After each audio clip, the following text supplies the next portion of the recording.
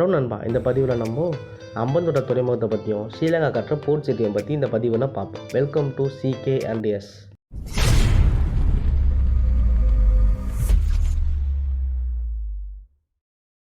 ஸ்ரீலங்கா கவர்மெண்ட்டுக்கு ஹம்பந்தோட்ட துறைமுகத்தை எக்ஸ்பேண்ட் பண்ணலான்னு சொல்லிட்டு ஒரு ப்ராஜெக்ட் இருந்தது. அதுக்காக அவங்க உலக நாடுகிட்ட கடன் கேட்டாங்க, ஆனால் யாருமே தரலை. அதுக்கப்புறம் அவங்க சைனாட்ட போய் கடன் கேட்க சைனா வந்து $1.12 அமெரிக்கன் கடனாக கொடுத்தாங்க.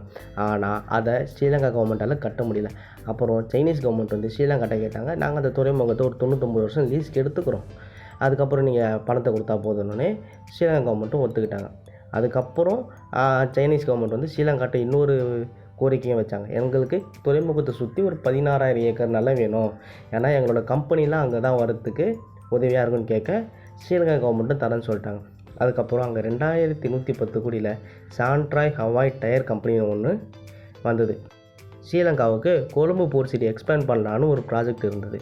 அதுக்காக திரும்பி அவங்க உலக நாட்டை கடன் கேட்டாங்க, ஆனால் யாருமே தரலை. அதுக்கப்புறம் சைனீஸ்கிட்ட போய் கேட்க சைனீஸ் வந்து என்ன சொன்னாங்கன்னா, நாங்கள் உனக்கு வந்து பணம் தரோம் சொல்லிட்டு $15 பில்லியன் அமெரிக்கன் தந்தாங்க. அதுக்கப்புறம் 1200 ஏக்கர் கடலில் ஒரு சின்ன தீவு மாதிரி உருவாக்குறாங்க. அப்புறம் சைனாவிலேருந்து பெரிய பெரிய கப்பல்லாம் கொண்டு வந்து கடல்லேருந்து மணல் அள்ளி வெளியே எடுத்து ஒரு குட்டி தீவு மாதிரி உருவாக்குறாங்க. அப்புறம் ஸ்ரீலங்காவில் ஏதாவது ஒரு ப்ராஜெக்ட் ஆரம்பிக்கணும்னா அவங்களோட பார்லிமெண்ட்டில் ஒரு பில்லு பாஸ் பண்ணி அப்ரூவ் பண்ணணும். அந்த பார்லிமெண்ட்டில் இருக்கிற 3/2 பங்கு பேர் இதுக்கு அப்ரூவ் தெரிவித்தா மட்டும்தான் இந்த ஒரு ப்ராஜெக்ட்னாலும் ஸ்ரீலங்காவில் செய்ய முடியும். இப்போ ஸ்ரீலங்காவில் இருக்கிற நாடாளுமன்றத்தோட எண்ணிக்கை வந்து 225, அதில் 148 பேர் அப்ரூவ் பண்ணிட்டாங்க, 49 பேர் ரிஜெக்ட் பண்ணிட்டாங்க. அதுக்கப்புறம் அவங்களோட பிரசிடென்ட் என்ன சொன்னார்னா, இதனால் நம்மளுக்கு $15 பில்லியன் அமெரிக்கன் வெளிநாடு முதலீடு வரும், 80,000 பேருக்கு வேலையும் கிடைக்கும்னு சொல்கிறாங்க. அப்புறம் இதை எதிர்த்தவங்க என்ன சொல்கிறாங்கன்னா, ஆனால் நமக்கு 15,000 பில்லியன் அமெரிக்கன் கடனாக வந்துடுமே, நம்ம எப்படி அந்த கடனெல்லாம் கட்டுவோம்? 15 பில்லியன் அமெரிக்கன் டாலர்ன்றது இந்தியன் மதிப்பில் 10 லட்சம் கோடி ரூபாய். அது எதற்கு சமம்னா, தமிழ்நாட்டோட 72 வருஷத்தில் தமிழ்நாட்டோட கடனே 5 லட்சம் கோடி தான். ஆனால் ஸ்ரீலங்காவுக்கு இந்த ஒரு ப்ராஜெக்ட்னால் வரப்போகிற கடன் 10 லட்சம் கோடி ரூபாய். அப்புறம் ஸ்ரீலங்காவில் இந்த பணம் கட்ட முடியலன்னா சைனீஸ் கவர்மெண்ட் வந்து ஸ்ரீலங்கா அந்த போர்ட் சிட்டியை 99 வருஷம் லீஸ்க்கு எடுத்துருவாங்க. அதுக்கப்புறம் சைனா மக்களை கொஞ்சம் கொஞ்சமாக அந்த போர்ட் சிட்டியில் மேல்குடியேறுதல் செஞ்சுட்டே இருப்பாங்க.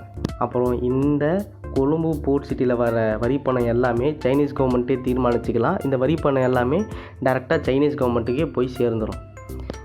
இதனால் இந்தியாவுக்கு என்ன ப்ராப்ளம்னு கேட்குறீங்களா? இந்த கொழும்பு போர்ட் சிட்டி வந்து கன்னியாகுமரிலேருந்து ஒரு 100 கிலோமீட்டர் தொலைவில் தான் இருக்குது. நாளை பின்ன என்றைக்காவது நமக்கும் சைனாவுக்கும் எங்கேயாவது போர் வந்ததுன்னா அவங்க வந்து இந்த கொழும்பு போர்ட் சிட்டியும் இந்த துறைமுகத்தையும் அவங்களோட இராணுவத்திற்காக யூஸ் பண்ணிப்பாங்க. ஆனால் சைனா கவர்மெண்ட்டும் ஸ்ரீலங்கா கவர்மெண்ட்டும் ஒரு அக்ரிமெண்ட்டில் சைன் பண்ணிக்காங்க. அதில் தன்னோட நாட்டுக்கு ஏதாவது ப்ராப்ளம்னு வந்துச்சுன்னா அவங்களோட துறைமுகங்களை இந்த ஆர்மிக்காக நம்ம யூஸ் பண்ணிக்கலாம். ஏற்கனவே ஸ்ரீலங்காவோட வடக்கு பகுதியில் ஒரு விண்மில் கட்டியிருக்காங்க. நம்மளோட தமிழகத்துலேருந்து ரொம்ப பக்கத்தில் இருக்குது.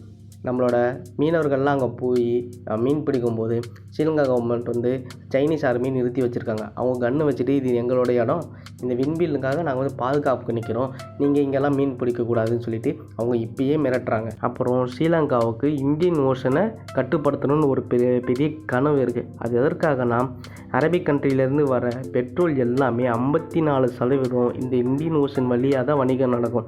ஸோ நம்ம இந்தியன் ஓஷனை கைப்பற்றிட்டோன்னா இந்த பெட்ரோல் ப்ராடக்ட்ஸ் எல்லாமே நம்ம கண்ட்ரோலில் வச்சுக்கலான்னு சொல்லிட்டு ஒரு கனவு இருக்குது. அதற்காக அவங்க வந்து ஸ்ரீலங்காவை தன்னோட கண்ட்ரோலில் வச்சுருக்காங்க.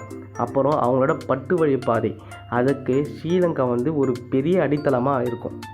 ஸ்ரீலங்காவால் 10 லட்சம் கோடி ரூபாய்க்கு வட்டி கட்ட முடியாது. அதுக்கப்புறம் சைனா மக்கள்லாம் ஸ்ரீலங்காவை ஆக்குபை பண்ண ஆரம்பிப்பாங்க. ஸ்ரீலங்கா சைனா லங்காவாக மாறிக்கிட்டே வருது.